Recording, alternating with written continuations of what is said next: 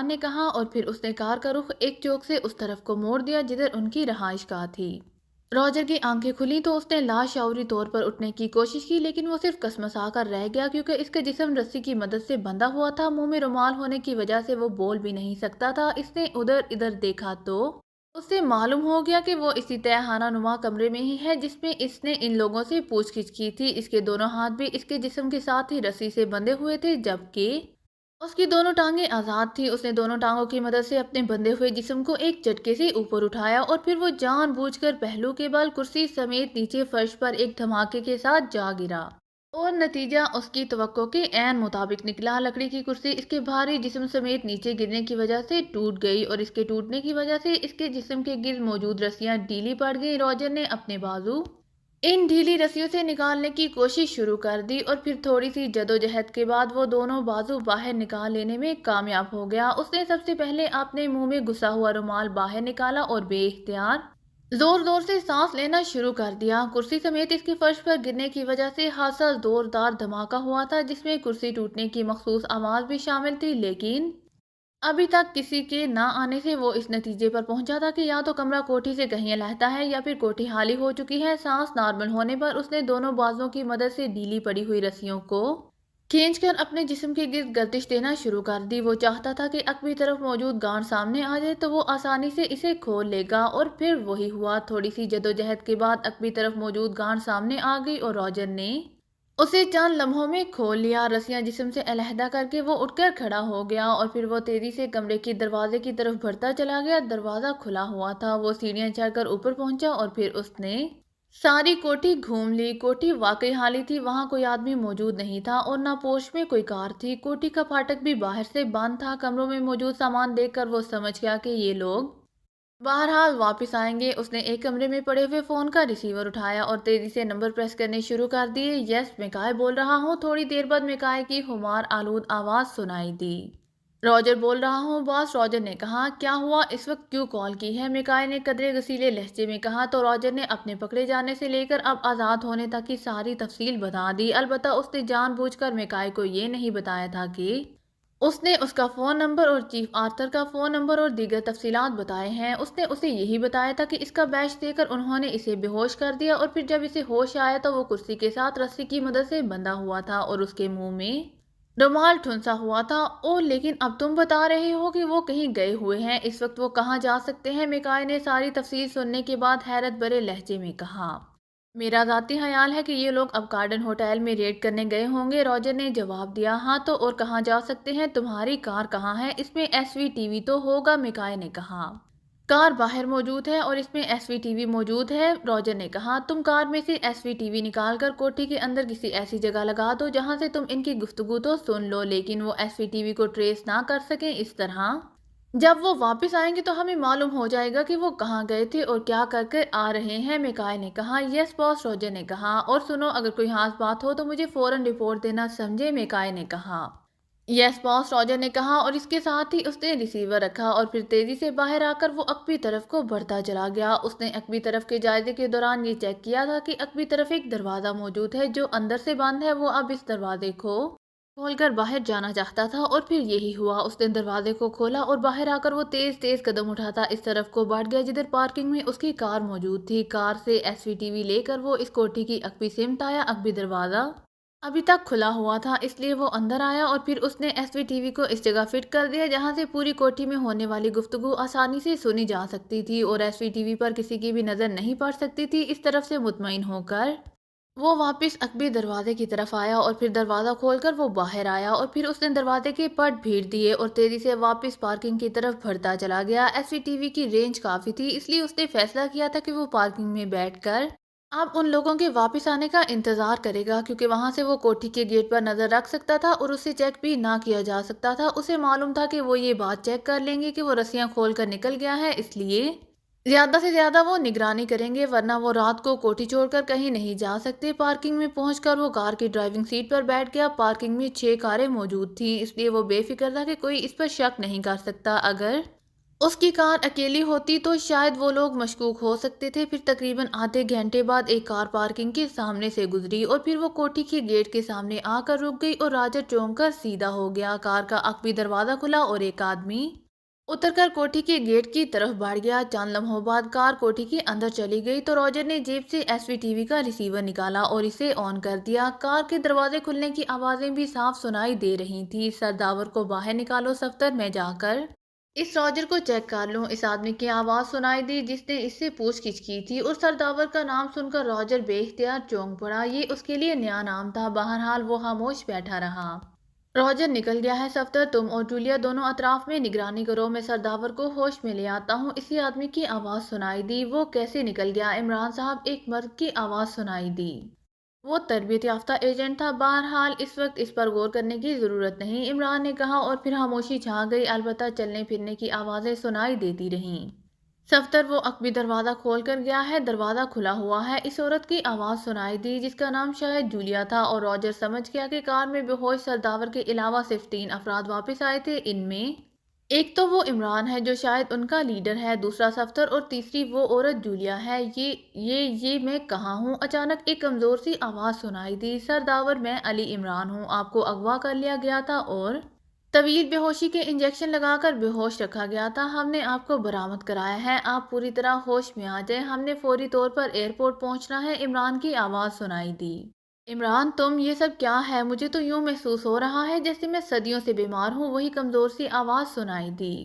طویل بے ہوشی کے انجیکشن کا رد عمل ہے۔ بہرحال ہم زیادہ دیر یہاں نہیں رک سکتے، یہ پانی پی لیں، اس سے آپ میں توانائی آ جائے گی، پھر ہم نے یہاں سے روانہ ہونا ہے، عمران نے کہا اور پھر خاموشی طاری ہو گئی۔ کس نے مجھے اغوا کیا تھا اور کیوں؟ سرداور کی دوبارہ آواز سنائی دی۔ اب اس کا لہجہ پہلے کی طرح کمزور نہیں تھا۔ فون لینڈ کا ایک سینڈیکیٹ ہے، اس نے آپ کے عوض پاکیزہ سے ایک دفاعی معاہدے کی فائل طلب کی تھی۔ بہرحال باقی باتیں بعد میں ہوں گی، آپ چلیں، عمران نے کہا اور پھر قدموں کی آوازیں ابھریں اور راجر اب ساری بات سمجھ گیا تھا کہ یہ لوگ ماسٹر گروپ کے قبضے سے پاکیزائی سائنسدان کو نکال لائے ہیں۔ وہ یہ سوچ کر حیران ہو رہا تھا کہ یہ سب کچھ انہوں نے کیسے کیا ہوگا، لیکن پھر اس نے فیصلہ کیا کہ وہ فوری طور پر اس کی رپورٹ باس کو دے گا، شاید باس انہیں روکنے کی کوشش کرے۔ چنانچہ اس نے کار کا دروازہ کھولا اور نیچے اتر آیا اور پھر تیز تیز قدم اٹھاتا ایک طرف بنے ہوئے ٹیلی فون بوتھ کی طرف بڑھتا چلا گیا۔ چونکہ یہاں تقریباً ہر قدم پر فون بوتھ موجود تھے، یہاں کال کے نرخ بھی انتہائی کم تھے، اس لیے یہاں سنائی میں کارڈ لیس فون کا رواج بے حد کم تھا اور زیادہ تر یہی فون بوتھ ہی استعمال ہوتے تھے۔ راجر فون بوتھ میں داخل ہوا۔ اس نے کوٹ کی چھوٹی اندرونی جیب سے کارڈ نکالا جو تلاشی کے دوران نہ نکالا گیا تھا، اس لیے وہ وہیں موجود تھا۔ اس نے کارڈ فون پیس میں ڈالا اور اسے پریس کر کے اس نے تیزی سے نمبر پریس کرنے شروع کر دیے۔ اس کا رخ فون کی طرف تھا۔ اسی لمحے اس نے وہی کار جو کوٹھی میں داخل ہوئی تھی فون بوتھ کے سامنے سے گزر کر جاتے ہوئے دیکھی۔ دوسری طرف گھنٹی بجنے کی آواز سنائی دے رہی تھی۔ یس، میکائے بول رہا ہوں۔ چند لمحوں بعد میکائے کی آواز سنائی دی۔ راجر بول رہا ہوں باس، راجر نے کہا اور اس کے ساتھ ہی اس نے ساری تفصیل بتا دی۔ کیا کہہ رہے ہو؟ یہ کیسے ہو سکتا ہے کہ وہ سائنسدان کو لے اڑے ہوں؟ دوسری طرف سے میکائے نے حیرت کی شدت سے چیختے ہوئے کہا، میں درست کہہ رہا ہوں باس، اس سائنسدان کا نام سرداور ہے اور میں نے خود عمران کی اس سے بات چیت سنی ہے۔ وہ اسے بتا رہا تھا کہ اسے گنڈوں کے سینڈیکیٹ نے اغوا کر لیا تھا اور وہ اس کے بدلے دفاعی معاہدے کی فائل طلب کر رہے تھے، راجر نے جواب دیا۔ حیرت ہے، یہ تو جادو جیسا کام ہو گیا ہے۔ اب کہاں ہیں یہ لوگ؟ کیا کوٹھی میں ہیں؟ میکائے نے کہا،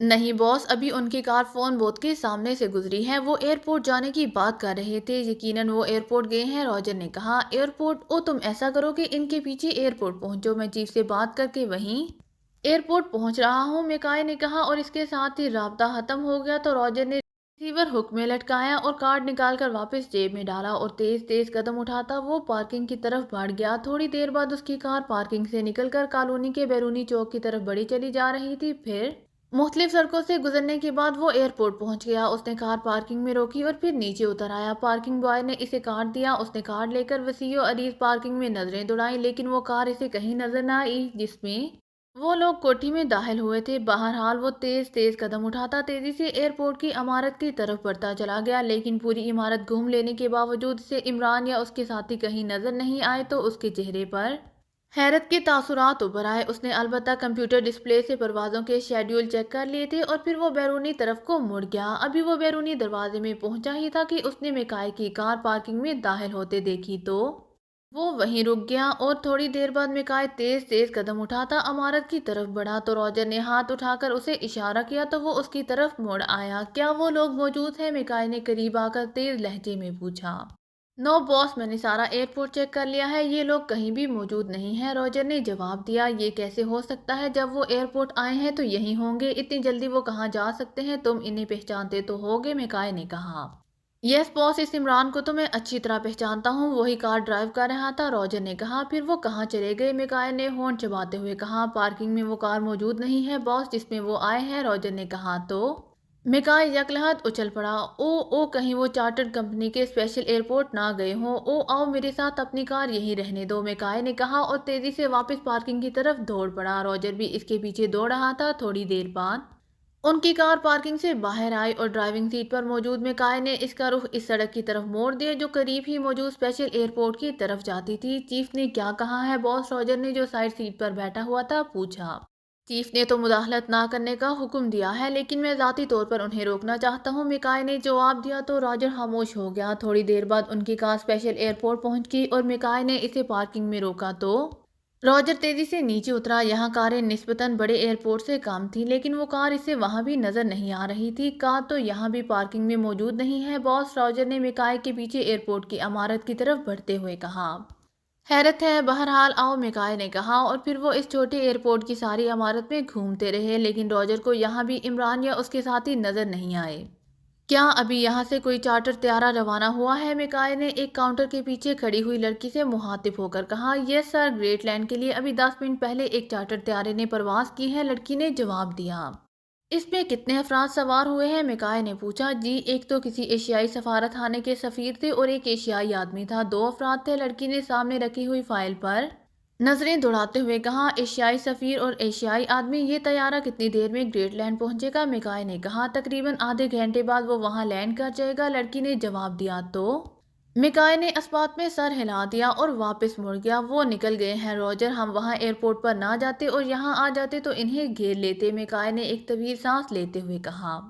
آپ انہیں گرفتار کرنا چاہتے تھے؟ روجر نے حیرت بھرے لہجے میں کہا۔ کچھ تو کرتا، بہرحال اب چلو، میرا خیال ہے کہ یہ پاکیزائی ایجنٹ واپس اسی کوٹھی پر ہی گئے ہوں گے، میکائے نے کہا اور پارکنگ کی طرف بڑھتا چلا گیا۔ لیکن یہ لوگ تو صرف 3 تھے، ان کے باقی ساتھی تو نہیں آئے تھے، شاید اب پہنچ گئے ہوں، روجر نے کار میں بیٹھتے ہوئے کہا۔ ایس وی ٹی وی کا ریسیور تو تمہاری کار میں ہوگا، میکائے نے پوچھا۔ نہیں باس، میری جیب میں ہے، روجر نے کہا۔ تو پھر چلو اس کوٹھی کو چیک کر لیں، میکائے نے کہا اور اس کے ساتھ ہی اس نے کار کی رفتار تیز کر دی۔ اس کالونی میں پہنچ کر جب روجر نے اس کوٹھی کی نشاندہی کی تو میکائے نے گیٹ پر تالے کو دیکھ کر ایک طویل سانس لیا اور کار آگے بڑھا دی۔ وہ واپس یہاں نہیں آئے، بہرحال اب کیا ہو سکتا ہے، میں تمہیں باہر سڑک پر ڈراپ کر دیتا ہوں، تم ٹیکسی لے کر ایئرپورٹ چلے جاؤ اور وہاں سے کار لے کر واپس چلے جانا، میکائے نے کہا تو روجر نے اسبات میں سر ہلا دیا۔ وہ میکائے کے لہجے سے ہی سمجھ گیا تھا کہ میکائے کے نزدیک مشن ختم ہو چکا ہے۔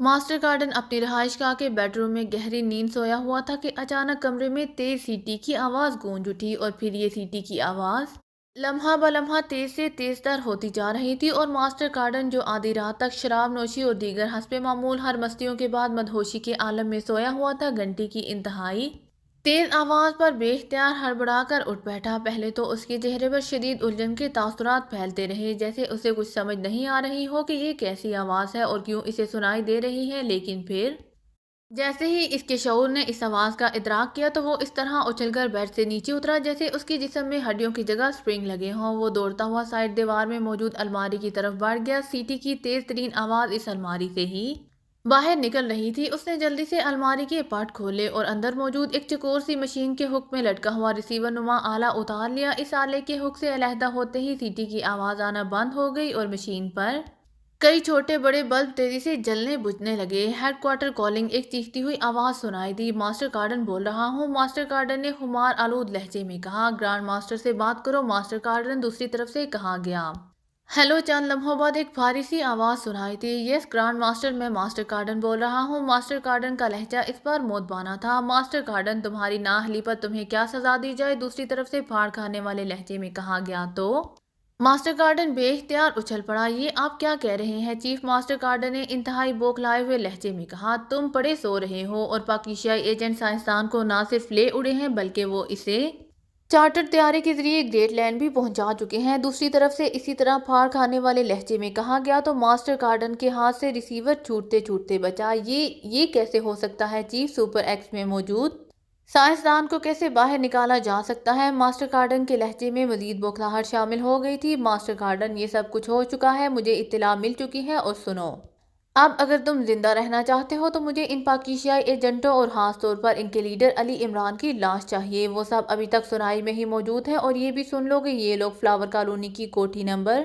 28 میں رہ رہے ہیں، اور اگر یہ سنائی سے چلے پہ جائیں تو چاہے دنیا کے کسی بھی خطے میں موجود ہوں، مجھے ان کی لاشیں چاہیے، ورنہ پھر تم اور تمہارا سیکشن لاشوں میں تبدیل کر دیا جائے گا۔ دوسری طرف سے انتہائی سرد لہجے میں کہا گیا۔ لہجہ اس قدر سرد اور شفاف تھا کہ ماسٹر کارڈن جیسے آدمی کے جسم میں بھی بے اختیار سردی کی لہریں سی دوڑتی چلی گئیں۔ حکم کی تعمیل ہوگی، چیف ماسٹر کارڈن نے بڑی مشکل سے اپنے آپ کو سنبھالتے ہوئے کہا۔ ان پر پوری قوت سے ٹوٹ پڑو، پورے سنائی کی اینٹ سے اینٹ بجا دو، کسی کا لحاظ مت کرو، کسی کی پرواہ مت کرو، مجھے بہرحال ان کی لاشیں چاہیے، چیف نے تیز لہجے میں کہا۔ یس باس، لیکن باس اگر وہ فائل آئے تو؟ ماسٹر کارڈن نے سہمے ہوئے لہجے میں کہا۔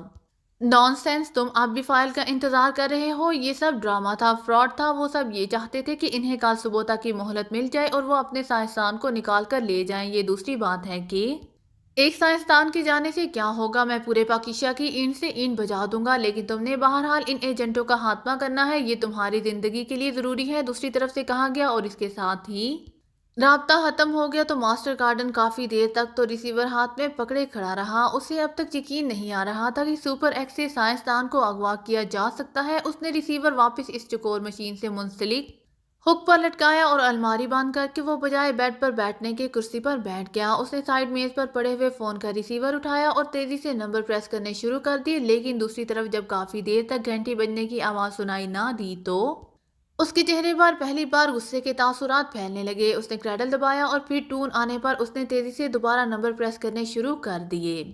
لا بیلی کیسینو رابطہ قائم ہوتے ہی ایک نسوانی آواز سنائی دی۔ ماسٹر کارڈن بول رہا ہوں، ریمزے سے بات کراؤ، ماسٹر کارڈن نے انتہائی سرد لہجے میں کہا۔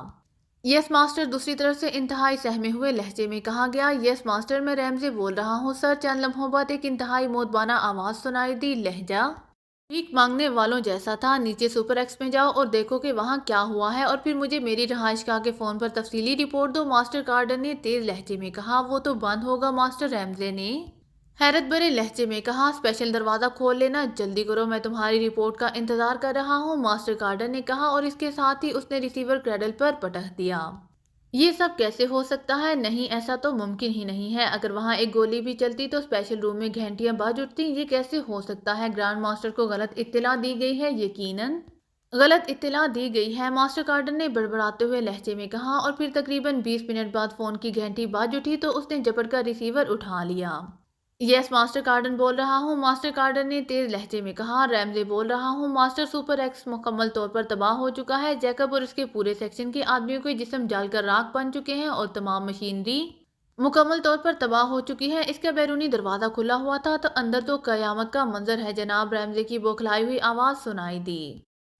ٹھیک ہے، مجھے بھی یہی اطلاع ملی تھی، ماسٹر کارڈن نے کہا، اور اس کے ساتھ ہی اس نے ریسیور کریڈل پر پٹک دیا۔ تو گرانڈ ماسٹر کی اطلاع درست تھی، لیکن یہ سب کیسے ہو گیا؟ ماسٹر کارڈن نے بڑبڑاتے ہوئے کہا۔ میں انہیں پیس کر رکھ دوں گا، میں ان کا عبرتناک حشر کروں گا، ماسٹر کارڈن نے یکلہت اونچی آواز میں چیخ کر کہا، اور اس کے ساتھ ہی اس نے کریڈل سے ہاتھ اٹھایا اور ٹون آنے پر تیزی سے نمبر پریس کرنے شروع کر دیے۔ بارگو بول رہا ہوں۔ تھوڑی دیر بعد بارگو کی خمار آلود آواز سنائی دی، وہ بھی یقیناً نیند سے اٹھ چکا تھا۔ بارگو، پاکیزائی ایجنٹ تمہاری نااہلی کی وجہ سے ایئرپورٹ سے غائب ہوئے تھے، اور وہ سپر ایکس کو تباہ کر کے وہاں سے اپنا سائنسدان نکال کر لے گئے ہیں۔ سائنسدان تو گریٹ لینڈ پہنچ چکا ہے، لیکن یہ ایجنٹ ابھی تک سنائی میں ہی ہیں، اور اب ان کا ازالہ بھی تم نے ہی کرنا ہے۔ سب سے پہلے اپنے سیکشن کو لے جا کر فلاور کالونی کی کوٹھی نمبر 28 پر ریڈ کرو۔ مجھے اطلاع ملی ہے کہ یہ ایجنٹ اس کوٹھی میں رہائش پذیر ہیں، اس پوری کوٹھی کو میزائلوں سے اڑا دو، اس کے بعد وہاں چیکنگ کرو، اگر نہیں تو ان پاکیزائی ایجنٹوں کی لاشیں مل جائیں تو ٹھیک ہے، ورنہ پورے شہر میں موجود آدمیوں کو الرٹ کر دو اور کسی نہ کسی طرح ان پاکیزائی ایجنٹوں کو ٹریس کر کے ان کا خاتمہ کر دو۔ مجھے ہر قیمت پر صبح ہونے سے پہلے ان کی لاشیں چاہیے، ورنہ तुम खुद लाशों में तब्दील हो जाओगे, मास्टर कार्डन ने चीखते हुए लहजे में कहा। यस मास्टर, दूसरी तरफ से इंतहाई मौतबाना लहजे में कहा गया तो मास्टर कार्डन ने क्रैडल दबाया और फिर टून आने पर उसने एक बार फिर नंबर प्रेस करने शुरू कर दिए। कार्डन होटल राब्ता कायम होते ही एक मर्दाना आवाज सुनाई दी। मास्टर कार्डन बोल रहा हूँ, जॉनसन से बात कराओ, मास्टर कार्डन ने फाड़ खाने वाले लहजे में कहा। यस सर, दूसरी तरफ से इंतहाई मौतबाना लहजे में कहा गया। जॉनसन बोल रहा हूँ मास्टर। चंद लम्हों बाद एक और मौतबाना आवाज सुनाई दी। जॉनसन, होटल में रेड अलर्ट का हुक्म दे दो, पाकिस्तानी एजेंट शायद यहाँ रेड करें। तुमने इन्हें हर सूरत में लाशों में तब्दील करना है। जो मशकूक आदमी या औरत नजर आए उसे गोलियों से उड़ा दो, बाद में तहकीकात होती रहेगी, मास्टर कार्डन ने कहा। यस मास्टर, दूसरी तरफ से कहा गया तो मास्टर कार्डन ने रिसीवर क्रैडल पर पठा और फिर उठकर वो एक तरफ मौजूद रैक की तरफ बढ़ गया। रैक में इंतहाई कीमती शराब की बोतलें रखी हुई थी। उसने 2 बोतलें उठाई और दोबारा कुर्सी पर आकर बैठ गया। एक बोतल खोलकर उसने मुंह से लगाई और इस वक्त तक उसे ना हटाया जब तक कि इसमें मौजूद शराब का आखिरी कतरा तक उसके हलक से नीचे ना उतर गया। मैं इन एजेंटों को तबाह कर दूंगा, बर्बाद कर दूंगा, उसने खाली बोतल मुंह से अलहदा करके पूरी कुव्वत से इसे दीवार पर मारते हुए कहा। बोतल एक धमाके से टूट गई और इसकी किरचियां कालीन पर बिखर गई। जबकि उसने दूसरी बोतल उठा ली। उसका चेहरा सुर्ख हो रहा था। अगर आपको मेरी वीडियो पसंद आए तो please like, share and subscribe करना मत भूलिएगा। जज़ाकल्लाह।